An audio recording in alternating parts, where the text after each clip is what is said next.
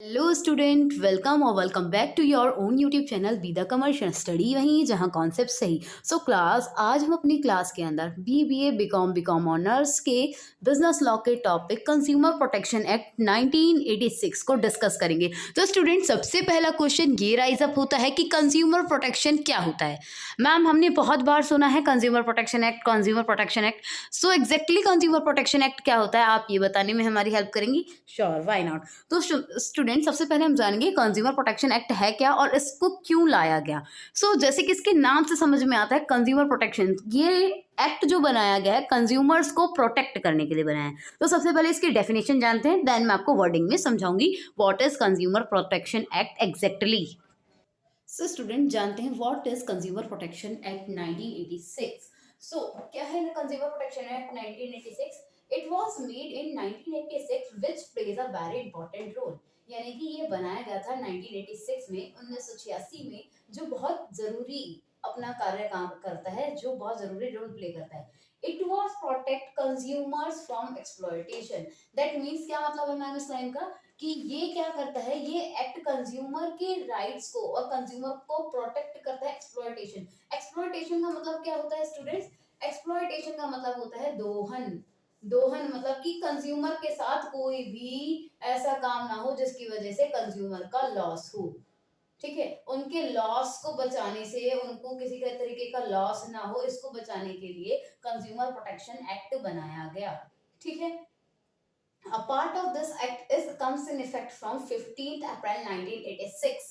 जो ये एक्ट था, इसका इनिशियल डेज में सिर्फ इसका एक पार्ट ही हमने क्या किया, एप्लीकेबल किया, ताकि इसको देखा जा सके चलाकर कि ये कैसे वर्क कर रहा है, सही इसका रिलैक्सेशन, इसके वर्क्स को इम्प्लीमेंट किया जा रहा है या नहीं। तो इसलिए सिर्फ कुछ हिस्सा इस एक्ट के, कुछ रूल्स, फ्यू रूल्स ही हमने पहले एप्लीकेबल किए 15 अप्रैल को। फिर जब ये पूरी तरीके से अच्छा लगने लगा, वर्क करने लगा, इसके हमें बेनिफिट्स विजिबल होने लगे, देन हमने जुलाई को 1987 में ही पूरे एक्ट को क्या कर दिया, एप्लीकेबल कर दिया, कि अब ये सभी जगह फॉलो अप किया जाएगा और सभी जगह इसके ही बेसिस पे, इंडिया में ओवरऑल इसी के बेसिस पे कंज्यूमर के साथ जितनी भी चीजें सही गलत जो भी होंगी, जितने भी कंप्लेंट्स होंगी कंज्यूमर की, सबको सुना जाएगा, सबको अप्लाई किया जाएगा और सभी के बेसिस पे डिसीजन लिया जाएगा। तो कंज्यूमर प्रोटेक्शन क्या है? कंज्यूमर प्रोटेक्शन एक्ट 1986 मैम ऐसा एक्ट है जो कंज्यूमर के एक्सप्लॉयटेशन से उनको बचाता है, जिससे कि कंज्यूमर का किसी भी तरीके का लॉस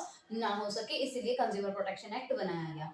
समझ में आ गया सभी को कि क्यों बनाया गया? अब देखिए मेन ऑब्जेक्टिव क्या है। आज मुझे पता है मेरी हैंड राइटिंग थोड़ी स्लैंट कर रही है, आपको दिख रहा होगा कि आज मैम ने पता नहीं कैसे लिखा है, कहाँ जा रहा है, स्विंग कर रहा है। बट देखिए मैं बताती हूँ अपने बारे में एक आपको पर्सनल बात, कि जब थोड़ा मेरा मूड ऐसे ही होता है ना, तो ये मेरी हैंड राइटिंग बता देती कि आज कुछ गड़बड़ है। तो आज मेरा थोड़ा सा बहुत टायर्डनेस था हेक्टिक शेड्यूल की वजह से, फिर भी मैं रात को 1 बजे ये वीडियो शूट कर रही हूँ, मेरे पूरे दिन की कंटिन्यूस क्लास और कोचिंग्स को अटेंड करने के बाद, क्योंकि ये इंपॉर्टेंट टॉपिक है, आपके एग्जाम रनिंग में है, तो मेरे को ये वीडियो बनाना बहुत नेसेसरी था, इसीलिए थोड़ा सा कोऑपरेट करना मेरे साथ। बट अब मैं चाहती तो इसको दोबारा लिख सकती थी, पर अगर मैं इसे लिखूंगी तो अभी रात के 1 बज रहे हैं, मे भी फिर दोबारा लिखते लिखते 3 भी बज सकते हैं, और फ्राइडे का डे है, कल वापस से वही शेड्यूल फॉलो करना है, तो इसलिए मैं ज्यादा टाइम इस पे अब स्पेंड नहीं कर रही हूँ, आप लोगों को इम्पोर्टेंस देते हुए इसको कंप्लीट कर रही हूँ। ठीक है स्टूडेंट, तो देखिए क्या है मेन ऑब्जेक्टिव। सबसे पहला ऑब्जेक्टिव है better protection of the interest of consumer. किस लिए बनाया गया? ताकि हम अपने कंज्यूमर को अच्छा प्रोटेक्शन दे सकें, उनके साथ किसी भी तरीके की ऐसी चीज ना हो जिसकी वजह से कंज्यूमर का लॉस हो। ठीक, सेकंड क्या है? Protection of right of consumer. हम प्रोटेक्शन भी दे सकें, साथ ही साथ उनको कुछ हक भी बता सकें, उनकी क्या क्या राइट्स होने चाहिए ये भी बता सकें। अभी हम आगे पढ़ेंगे what is the right of a consumer. ठीक है, क्या क्या उनकी जिम्मेदारियां हैं, क्या क्या उनके हक हैं, अगर उनके साथ कुछ गलत होता है तो वो क्या क्या कर सकते हैं, ये सब चीज कंज्यूमर प्रोटेक्शन एक्ट में बताई गई है। स्टेबलाइजमेंट लिखा है बेटा, कैमरे में थोड़ा सा विजिबल नहीं होगा, ये स्टेबलाइजमेंट है, मैं यहाँ लिख देती हूँ इसको, establishment of consumer protection council. किस लिए बनाया गया? ताकि हम जगह जगह इसके काउंसिल्स, इसके ऑफिसेस, एजेंसीज बना सकें, ताकि अगर किसी भी कंज्यूमर को कोई भी एप्लीकेशन, कोई भी कंप्लेंट रजिस्टर करानी है किसी भी चीज के अगेंस्ट, तो वो जाकर कर सके। तो कंज्यूमर प्रोटेक्शन एक्ट इसलिए बनाया गया ताकि हम कंज्यूमर के लॉसेस को बियर अप कर सके, कंज्यूमर को ये बता सके कि उनके क्या क्या राइट्स हैं और उनको कैसे अपने आप का लॉस होने से बचाना है।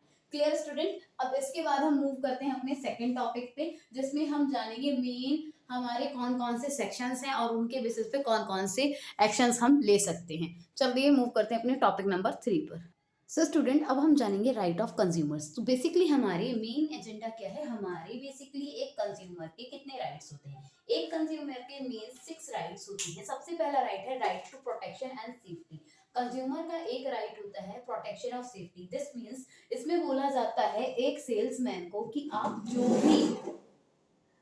जो भी गुड्स या सर्विस प्रोवाइड कर रहे हैं उससे हमारे कंज्यूमर की किसी भी तरीके का सेफ्टी या फिर उसका प्रोटेक्शन हार्म नहीं होना चाहिए। उसको proper safety and protection provide करेंगे। जैसे कि कोई भी गुड्स, बकायदा अगर आप एसिड भी सेल करते हैं तो भी आप, वैसे तो अब एसिड नहीं सेल किया जाता है, ऐसे डायरेक्टली नहीं मिलता है, तो भी आप क्या करेंगे, प्रॉपर कंज्यूमर के प्रोटेक्शन और सेफ्टी का ध्यान रखेंगे। इसीलिए बोला गया है right to protection and safety की हम कोई भी गुड्स सेल करें, कंज्यूमर को हम किसी भी तरीके का गुड्स बेचें, बट हमें ये देखना है कि उसके प्रेजेंट डे में नहीं, इवन उसके फ्यूचर में भी उस गुड से उसको किसी भी तरीके का लॉस नहीं होना चाहिए, उसके सेफ्टी पे किसी भी तरीके का क्वेश्चन नहीं आना चाहिए। क्लियर। ये सबसे पहला राइट होता है कंज्यूमर का। अगर कंज्यूमर को कोई ऐसा गुड्स या सर्विस प्रोवाइड की जाती है जिससे उसकी सेफ्टी या फिर प्रोटेक्शन के लिए कुछ थोड़ी बहुत भी उसे प्रॉब्लम देखने के लिए मिलती है, तो उस गुड्स के प्रोवाइडर यानी कि जिसने भी उस गुड्स को मैन्युफैक्चर किया है, सेल किया है, उन सभी के अगेंस्ट एक्शन लिया जाता है। Clear student. ये सबसे पहला और इम्पोर्टेंट है कि गुड्स किसी भी तरीके का, सबसे पहले आप कंज्यूमर की सेफ्टी और प्रोटेक्शन पर ध्यान देंगे। सेकेंड राइट होता है कंज्यूमर का right to informed, which means आप जिस भी तरीके का गुड्स प्रोवाइड कर रहे हैं कंज्यूमर को, आप सबसे पहले कंज्यूमर को उस गुड्स की सारी इंफॉर्मेशन प्रोवाइड करेंगे। फॉर एग्जांपल, आप लोगों ने देखा होगा ब्रिटानिया का बिस्किट भी खाएंगे, तो जैसे आप ब्रिटानिया का बिस्किट छोड़ दीजिए, आप ऐसे समझिए कि जो भी आप गुड्स लेने जाते हैं, तो आपके जैसे फॉर एग्जांपल आप एक चॉकलेट लेने गए, अगर वो वेजिटेरियन चॉकलेट होगी तो उस पर ग्रीन मार्क बना होगा, ऐसे येलो मतलब ग्रीन कलर का होगा। अभी तो मैं रेड से बना के दिखा रही हूँ बॉक्स के अंदर। बट अगर वो नॉन वेजिटेरियन प्रोडक्ट होगा तो उस पे ऐसे रेड मार्क बना होगा, मतलब कि ऐसे ही स्क्वायर में ही उस पे भी बॉक्स बना होगा, उसमें ऐसे रेड मार्क बना होगा। दैट मीन्स ये रेड मार्क क्या बता रहा है, कंज्यूमर को इन्फॉर्म कर रहा है कि ये नॉन वेजिटेरियन गुड है, और ग्रीन मार्क बताएगा कि वो वेजिटेरियन गुड्स है। कि जिस भी तरीके का आप गुड्स प्रोड्यूस करेंगे या सेल करेंगे, कंज्यूमर को उसकी सारी इंफॉर्मेशन मिले, उसमें क्या क्या इंग्रेडिएंट डाले हैं, उसमें किस तरीके का, चाहे वो फूड प्रोडक्ट हो, टेक्निकल प्रोडक्ट हो, किसी भी तरीके का प्रोडक्ट हो, आप उसकी सारी इंफॉर्मेशन कंज्यूमर को देंगे। कंज्यूमर को सेल आउट करने से पहले आप उसको सारी इंफॉर्मेशन आपके प्रोडक्ट की पता होनी चाहिए, ताकि वो अपने गुड्स को परचेज करने से या फिर आपकी सर्विस लेने से पहले डिसीजन ले सके कि उसे वो गुड्स लेना है या फिर नहीं लेना है। इसीलिए राइट टू इन्फॉर्म होता है। इसीलिए आपने देखा होगा, चाहे आप 2 रुपए की चॉकलेट खरीदें या फिर कोई बहुत महंगा ऑब्जेक्टिव या फिर कोई भी प्रोडक्ट खरीदे, हर किसी चीज की इंफॉर्मेशन आपको दी जाती है। चाहे आप 2 रुपए की चॉकलेट खरीदें या फिर BMW लेने जाए, ठीक है, हर एक प्रोडक्ट की इंफॉर्मेशन पाना एक कंज्यूमर का राइट होता है। क्लियर। ये हमारा सेकंड इंपॉर्टेंट राइट था। थर्ड इंपॉर्टेंट राइट है हमारा right to assured. Right to assured का मतलब क्या है, अगर आप मार्केट में कोई एक गुड्स लेने जा रहे हैं और उसके जैसे और कोई गुड्स भी हैं, तो आपको कोई फोर्स नहीं कर सकता कि आप उन्हीं का ही गुड्स खरीदें। आपको चॉकलेट चाहिए, चॉकलेट चाहे वो आपकी डेयरी मिल्क की चॉकलेट हो या फिर किसी अदर प्रोडक्ट की चॉकलेट हो, ठीक है, तो आपका डिसीजन आप खुद लेंगे। कोई भी सेल्समैन, कोई भी बिजनेसमैन आपको फोर्स नहीं कर सकता या किसी कंज्यूमर को फोर्स नहीं कर सकता कि आप उसका ही प्रोडक्ट परचेज करें। क्लियर। ऐसे नहीं लग रहा है कि हमने इधर कितनी ड्राइंग बना दी है, इस ड्राइंग को रफ कर देते हैं, आगे बढ़ते हैं। ठीक। अब देखिए नेक्स्ट क्या बोला गया है यहाँ पर हमसे, कुछ ज्यादा ही रफ हो गया हमसे। नेक्स्ट बोला गया है right to heard, which means consumer की डिमांड को सुनेंगे समझेंगे, जैसा कंज्यूमर कहेगा वैसा ही आप उसको प्रोडक्ट एंड सर्विस प्रोवाइड करेंगे। और अगर कंज्यूमर के साथ कोई भी लीगल वर्क होता है तो उसकी बात को सुना जाए, ये एक लीगल एक्शन बोला गया है कि कोई भी कंज्यूमर किसी भी तरीके की प्रॉब्लम में पड़ता है तो उसकी प्रॉब्लम को सुना जाएगा और उसको उसका सॉल्यूशन दिया जाएगा। इसीलिए एक राइट टू हर्ड भी होता है कि कंज्यूमर की डिमांड को, उसकी प्रॉब्लम को सुनने का हक है गवर्नमेंट का भी और जिससे भी वो डील कर रहा है उसका भी। आप पहले कंज्यूमर की बात सुनेंगे समझेंगे, देन अपना डिसीजन लेंगे। आप कंज्यूमर को फोर्स नहीं कर सकते हैं। नेक्स्ट राइट क्या है, right to seek redressal. Consumer protection में ये है सिक रेडिसल का मतलब क्या बोला गया है यहाँ पे। सिक रेडिसल्स में बताएंगे कि कंज्यूमर के पास मल्टीपल एजेंसीज हम लोग खोलते हैं कि अगर कंज्यूमर के साथ कोई भी प्रॉब्लम होती है, ठीक है, तो उस एजेंसी में जाके कंज्यूमर अपनी कंप्लेंट को रजिस्टर करा सकता है, फिर देन गवर्नमेंट उसके अगेंस्ट क्या लेती है, एक्शन लेती है। फिर है next, right to consumer education. Consumer को एजुकेट करने का भी राइट है। आप लोगों ने देखा था कुछ टाइम पहले एक स्कीम चली थी, जागो, ग्राहक जागो।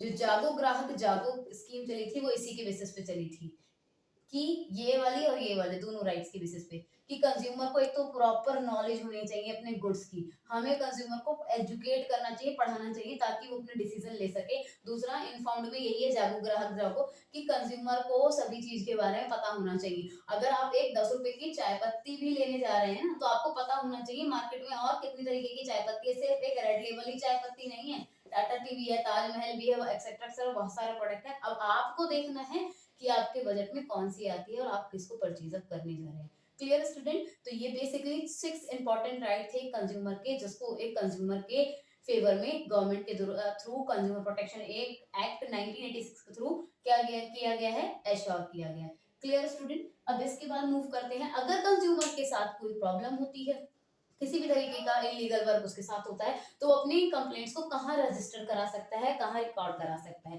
तो 3 एजेंसीज होती हैं जहां कंज्यूमर अपनी प्रॉब्लम्स को रिकॉर्ड कराता है और एश्योर करता है कि हाँ, यहाँ से मेरे लिए मेरा सपोर्ट किया जाएगा और मुझे इसके बाद प्रॉपरली मेरा कंपनसेशन पेनल्टी जो भी है रिकवर कर दी जाएगी। तो जानते हैं उन 3 एजेंसीज के बारे में। फिर इसके बाद हमारा ये छोटा सा वीडियो कंप्लीट हो जाएगा और आप लोग लाइक शेयर एंड सब्सक्राइब करना ना भूलें अपने प्यारे चैनल बी द कमर्शियल को। स्टडी वही है जहाँ कॉन्सेप्ट सही। सो स्टूडेंट, बेसिकली हमारे कंज्यूमर फोरम में 3 एजेंसीज होती हैं जो 3 लेवल पे वर्क करती हैं। सबसे पहली एजेंसी है हमारी डिस्ट्रिक्ट फोरम, दूसरी एजेंसी है हमारी स्टेट कमीशन, तीसरी एजेंसी है हमारी नेशनल कमीशन। तो सबसे पहले बात करते हैं डिस्ट्रिक्ट फोरम की। It is stabilised as district level by the state government. जो हमारी डिस्ट्रिक्ट लेवल की फॉर्म होती है, इसको हम डिस्ट्रिक्ट लेवल पे स्टेबलाइज करते हैं और इसमें वर्क हमारी स्टेट गवर्नमेंट करती है। विच मीन्स अगर आपकी सिटी के अंदर आपने कोई प्रोडक्ट का परचेज किया है और आपका साथ वहां कोई एक्सप्लॉयटेशन किया गया है, आपका कॉस्ट की वजह से कोई लॉस हुआ है आपके सिटी के ही सेल्समैन के अकॉर्डिंग, तो आप डिस्ट्रिक्ट फॉरम में जाएंगे और अपने केस को रजिस्टर कराएंगे। क्लियर? अब इसके बाद है स्टेट कमीशन, और यहाँ पर एक फिक्स अमाउंट होती है कि अगर आपका इतने अमाउंट तक का एक्सपेंडिचर हुआ है या फिर कोई लॉस हुआ है, तो उतने अमाउंट की आप डिस्ट्रिक्ट में जाके कराएंगे क्या, रिपोर्ट। इसके बाद है स्टेट कमीशन। स्टेट कमीशन का दूसरा नाम है state consumer dispute redressal commission. State commission का दूसरा नाम क्या है student? State consumer dispute redressal commission. ये स्टेबलाइज किया जाता है स्टेट गवर्नमेंट के थ्रू। किसके थ्रू बनाया जाता है? ये भी स्टेट गवर्नमेंट के थ्रू और ये भी स्टेट गवर्नमेंट के थ्रू। ठीक है, अब बात करते हैं नेशनल कमीशन की। नेशनल कमीशन का भी और दूसरा नाम है national commission dispute redressal commission. National commission का दूसरा नाम है national commission disputes redressal commission which set up by the central government, और उसको बनाया जाता है सेंट्रल गवर्नमेंट के थ्रू। बेसिकली अगर आपके कंज्यूमर के पास कंज्यूमर का किसी भी तरीके का एक्सप्लॉयटेशन होता है, तो वो इन तीनों में से जाके जिस भी अकॉर्डिंग उसका जो भी अमाउंट है, जो भी उसका एक्सप्लॉयटेशन हुआ है, उसके बेसिस पे जाके वो अलग अलग फॉर्म में जाके अलग अलग अपनी कंप्लेंट को रजिस्टर करा सकता है। Clear student? आज के लिए इतना ही क्लास। वाइंड अप करते हैं अपनी क्लास को। Take care class, bye bye. अगर आपको वीडियो पसंद आई तो लाइक शेयर एंड सब्सक्राइब करना ना भूले अपने प्यारे चैनल बी द कमर्शियल को। स्टडी वहीं जहाँ कॉन्सेप्ट सही। Take care class, good night, bye bye.